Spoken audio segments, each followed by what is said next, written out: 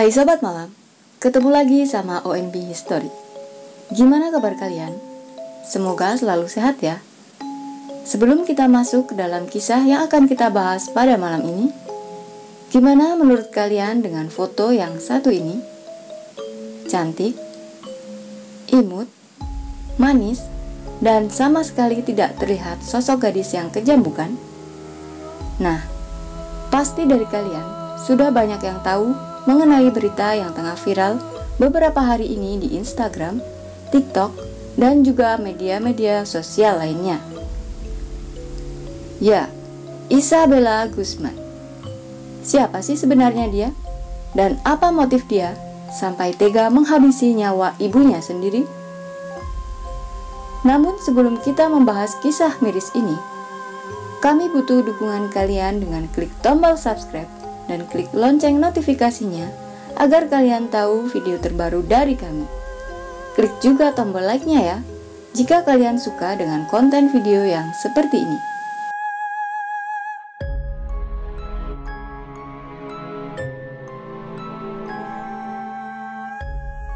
Bernama Isabella Guzman, seorang gadis cantik kelahiran tahun 1995 di Colorado, Amerika Serikat.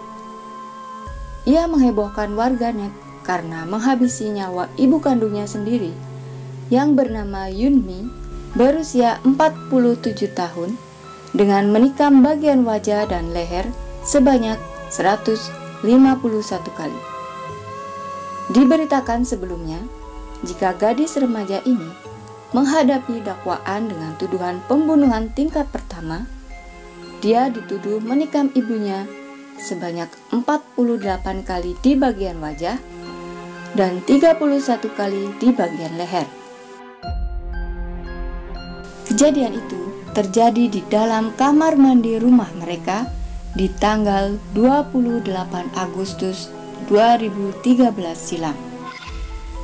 Gadis berdarah dingin ini mempunyai fakta yang ternyata ia memiliki gangguan kejiwaan dikarenakan perceraian kedua orang tuanya sewaktu ia masih kecil. Sebelum kisah tragis itu terjadi, Isabella dan ibunya memang kerap sekali bertengkar sejak sang ibu menikah lagi dengan seorang pria yang bernama Ryan Hoy. Pagi hari, tepatnya 1 hari sebelum peristiwa itu terjadi, Yunmi ketika itu memberitahukan pada Ryan jika istrinya tersebut mendapatkan email dari putrinya, yaitu Isabella Guzman, yang isinya "Anda akan membayar". Pernyataan tertulis dalam email tersebut membuat Yunmi untuk menelpon polisi hari itu juga dan meminta agar mereka datang ke rumahnya karena takut dengan ancaman yang putrinya lakukan.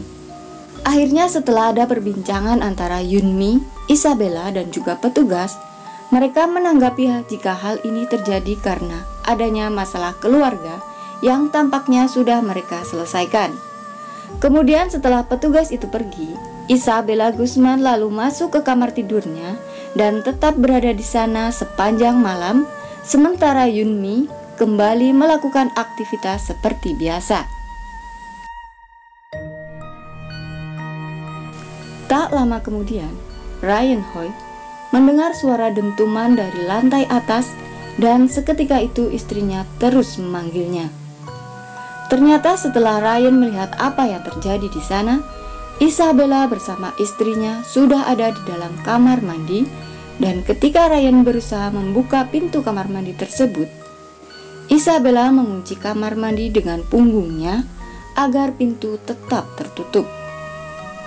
Lalu Ryan kembali ke lantai bawah dan menelpon 911 dan mengatakan pada petugas bahwa istri dan juga putrinya ada di dalam kamar mandi dan ia melihat darah yang mengalir dari bawah pintu ke kamar mandi tersebut.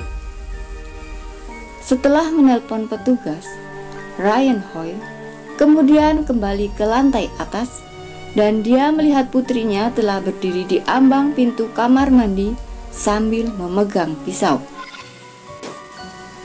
Dan ketika itu Ryan Hoy melihat istrinya terbaring di lantai kamar mandi dengan berlumuran darah dengan tongkat baseball yang terletak di samping tubuhnya.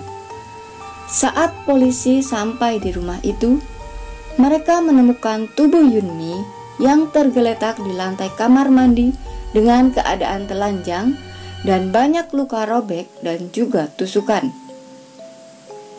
Yunmi dinyatakan meninggal di tempat kejadian pada pukul 10:28 malam di waktu setempat di tangan putrinya sendiri. Akhirnya polisi mencari Isabella Guzman yang sempat melarikan diri dan menjadi buronan dalam waktu 16 jam. Saat kejadian itu terjadi, usia gadis itu masih berusia 18 tahun dan di tahun 2020 ini dia menginjak usia 25 tahun.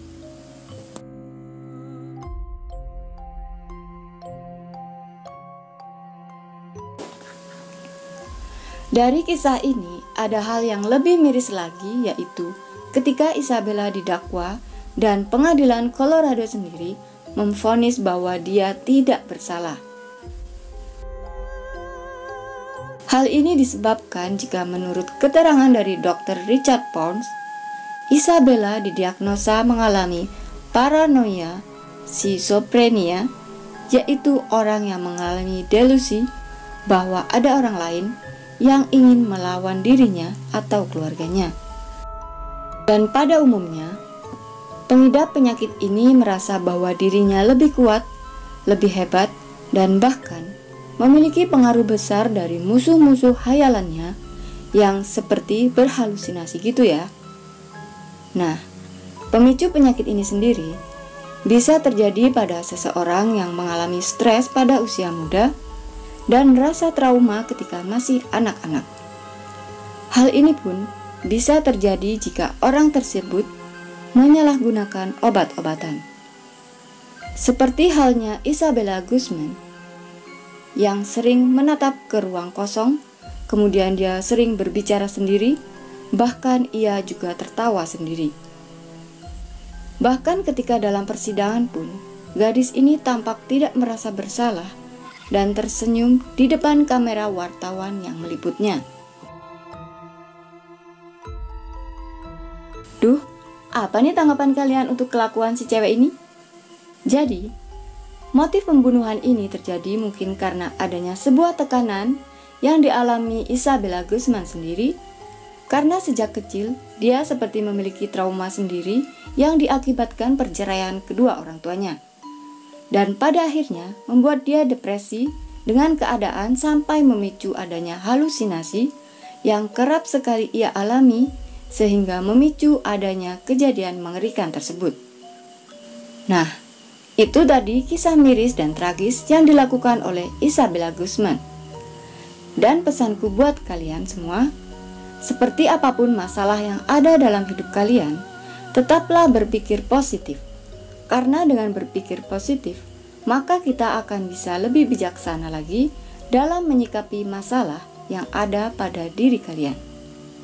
Untuk kalian yang suka dengan video creepy, kisah nyata yang berhubungan dengan psikopat, dan hal-hal yang menarik lainnya yang ingin kalian simak, silahkan tinggalkan komen kalian di bawah ya.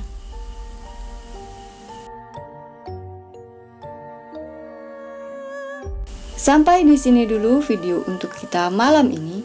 Stay tune terus di ONB History dan terima kasih sudah klik video ini dan sampai jumpa di kisah menarik berikutnya.